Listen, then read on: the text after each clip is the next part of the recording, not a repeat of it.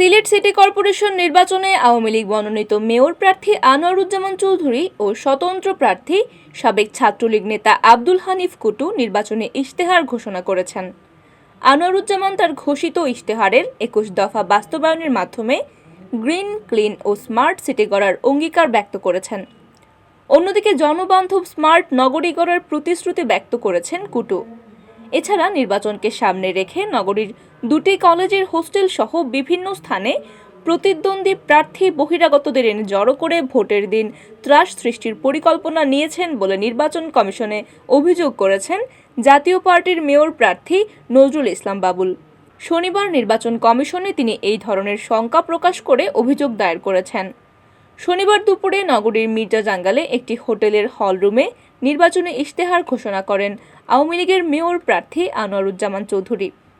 ইশতেহারে তিনি স্মার্ট নগর ভবন, পয় নিষ্কাশন ব্যবস্থা ও জলাবদ্ধতা নিরসন, আধুনিক বর্জ্য ব্যবস্থাপনা, পরিচ্ছন্ন নগরী ও জনস্বাস্থ্যের উন্নয়ন, পরিকল্পিত গণপরিবহন ব্যবস্থা চালু ও যানজট নিরসন, সুরমার নাব্যতা বৃদ্ধি ও অকাল বন্যা রোধে পদক্ষেপ, বিশুদ্ধ পানীয় জলের ব্যবস্থা, বঙ্গবন্ধু উদ্যান নির্মাণ, ভালো মানের কর্মমুখী শিক্ষা প্রতিষ্ঠান, পরিবেশ বান্ধব উন্নয়ন কর্মকাণ্ড ও সবুজায়ন, নিরাপদ ও শান্তির নগরী হিসেবে গড়ে তোলা, দুর্যোগ মোকাবেলায় সচেতনতা সৃষ্টি, প্রস্তুতি ও তদারকি, বিকল্প বিদ্যুৎ ব্যবস্থার জন্য সোলার প্ল্যান্ট স্থাপন বা পৃথক বিদ্যুৎ প্ল্যান্ট, মিউজিয়াম স্থাপন, সাংস্কৃতিক কমপ্লেক্স নির্মাণ, সুরমা নদীর তলদেশ দিয়ে টানেল নির্মাণ, রাজধানীমুখী দ্রুতগামী ট্রেন চালু করতে ভূমিকা রাখা, পর্যাপ্ত পাবলিক টয়লেট তৈরি, খেলার মাঠের ব্যবস্থা, উদ্যোক্তা ও ব্যবসা বান্ধব পরিবেশ সৃষ্টি, নগরীর তারে জঞ্জাল পরিষ্কার ও প্রযুক্তির উৎকর্ষ সাধনের প্রতিশ্রুতি দেন।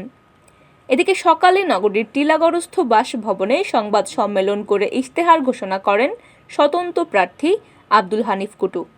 তার ইশতেহারের ১৫ দফার মধ্যে ছিল পয় নিষ্কাশন ব্যবস্থার উন্নয়ন, নগরীর সৌন্দর্য বর্ধন, জলাবদ্ধতা নিরসন, মশক নিধন, বিশুদ্ধ পানীয় জল নিশ্চিতকরণ, স্বাস্থ্যসেবার উন্নয়ন, আধুনিক বর্জ্য ব্যবস্থাপনা, শিক্ষা ব্যবস্থার উন্নয়ন, খেলাধুলা ও বিনোদনের সুযোগ বৃদ্ধি, ট্রাফিক ও যানজট নিরসন, পরিবেশ সংরক্ষণ ও সবুজায়ন, কর্মসংস্থান, স্মার্ট নগরীর নাগরিক সেবা নিশ্চিতকরণ, গণমাধ্যম কর্মীদের সার্বিক উন্নয়নে সহযোগিতা, ঐতিহ্য ও সংস্কৃতি, কৃষ্টি ও মুক্তিযুদ্ধের স্মৃতি সংরক্ষণ।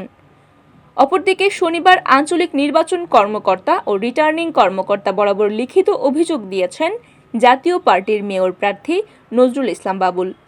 লিখিত অভিযোগে বাবুল দাবি করেন, সিটি কর্পোরেশন নির্বাচনকে কেন্দ্র করে ভোট কেন্দ্রে ভোটারদের ভয়ভীতি প্রদর্শন এবং ভোট প্রদানের স্বাভাবিক পরিবেশ নষ্ট করার জন্য প্রতিদ্বন্দ্বী প্রার্থী সন্ত্রাসী ও বহিরাগত ভাড়াটেদের এমসি কলেজ ও সরকারি ডিগ্রি কলেজের ছাত্রাবাসে এনে জড়ো করতে শুরু করেছেন। তাই নির্বাচনের স্বাভাবিক ও সুষ্ঠু পরিবেশ রক্ষার স্বার্থে এই দুই ছাত্রাবাস ভোটের আগের দিন ২০ জুন থেকে ভোটের পরদিন ২২ জুন পর্যন্ত বন্ধ রাখা প্রয়োজন। এদিকে রবিবার বিকেল ৩টায় নগরীর কুমারপাড়াস্থ প্রধান নির্বাচন কার্যালয়ে ইশতেহার ঘোষণা করার কথা রয়েছে।